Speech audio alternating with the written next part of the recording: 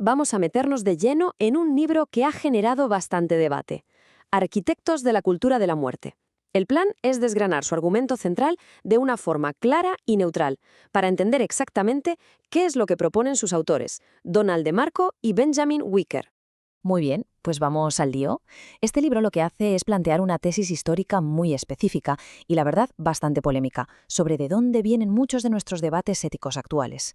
Su objetivo es, básicamente, rastrear las raíces filosóficas de ciertas ideas que, según la obra, han acabado dando forma a nuestro mundo.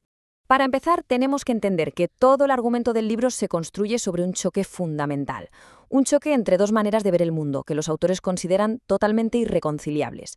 Por un lado está lo que llaman la cultura de la vida. Según el libro, esta visión parte de que el mundo tiene un orden, un sentido orientado al bien, y que la vida, por tanto, tiene un valor en sí misma.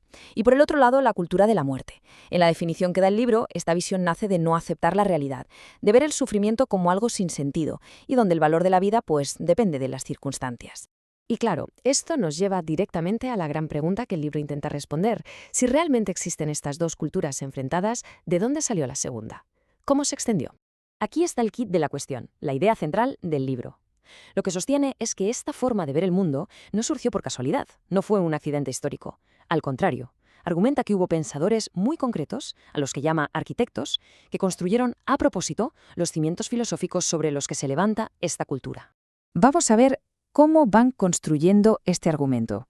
El libro organiza a estos pensadores en varios grupos, y el primero que analiza se centra en una idea muy potente: la primacía de la voluntad humana por encima de todo lo demás. El punto de partida que nos marcan es Arthur Schopenhauer. Según el libro, él es quien abre la veda a una forma completamente nueva de ver la realidad.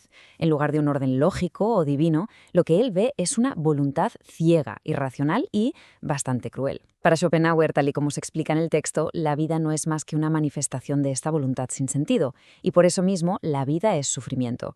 La muerte, por el contrario, se vería casi como una liberación. A continuación, el libro argumenta que Friedrich Nietzsche coge esta idea de Schopenhauer y le da una vuelta de tuerca radical. Lo que para Schopenhauer era una fuerza terrible de la que había que escapar, para Nietzsche se transforma en la voluntad de poder. El libro lo presenta como un llamamiento a un superhombre que tiene que romper con la moral tradicional, que él veía como una moral de débiles, para imponer su propia voluntad por encima de todo y de todos.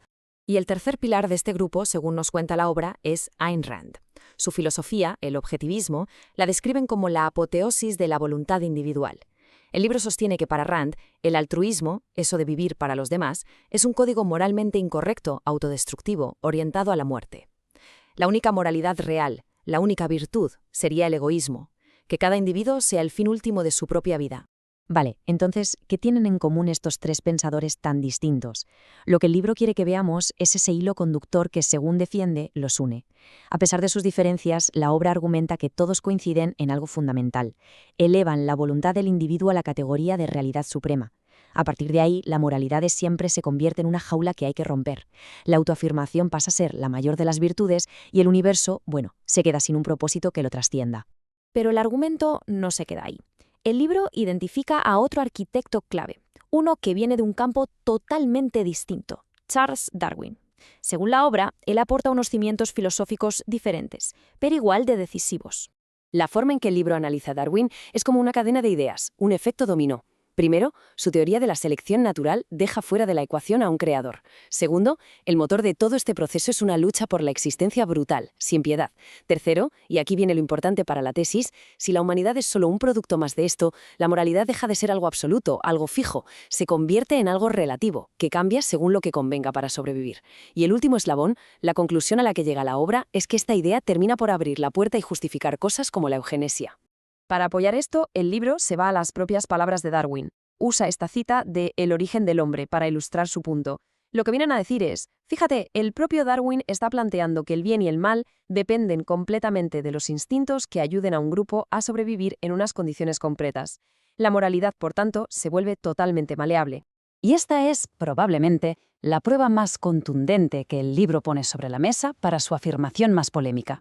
Presenta esta cita directa como la evidencia de que no es una interpretación, sino que en los propios escritos de Darwin ya había ideas que el libro califica de eugenésicas y racistas, al contemplar la extinción de las razas salvajes como un resultado casi natural del progreso. Bien, pues con todas estas piezas ya sobre la mesa, podemos empezar a atar cabos y ver el cuadro completo que nos pinta el libro sobre el poder que tienen las ideas. Esta tabla lo resume todo bastante bien. Es la conexión que establece el libro, ¿no? A cada pensador se le presenta como el autor de una idea central, como si fuera el plano de un edificio, y a esa idea se le atribuye una consecuencia directa. La suma de todas estas consecuencias es lo que, según ellos, acaba construyendo los cimientos de lo que llaman la cultura de la muerte. Así que, en definitiva, el argumento central que hemos explorado hoy es este. La obra postula que no se pueden entender muchos de los debates actuales sobre la vida, la muerte o la ética sin comprender primero un giro filosófico que considera fundamental. Un giro que, según el libro, sustituyó la idea de que la vida tiene un valor inherente por un enfoque centrado en la voluntad, el poder y la supervivencia del más fuerte. Y con esto cerramos nuestro análisis de la tesis de este libro. La obra nos deja con una pregunta final, una pregunta que da que pensar. Y es que, estemos de acuerdo o no con sus conclusiones, nos obliga a plantearnos hasta qué punto esas grandes ideas filosóficas del pasado siguen a día de hoy moldeando nuestras discusiones más importantes, a veces sin que ni siquiera nos demos cuenta.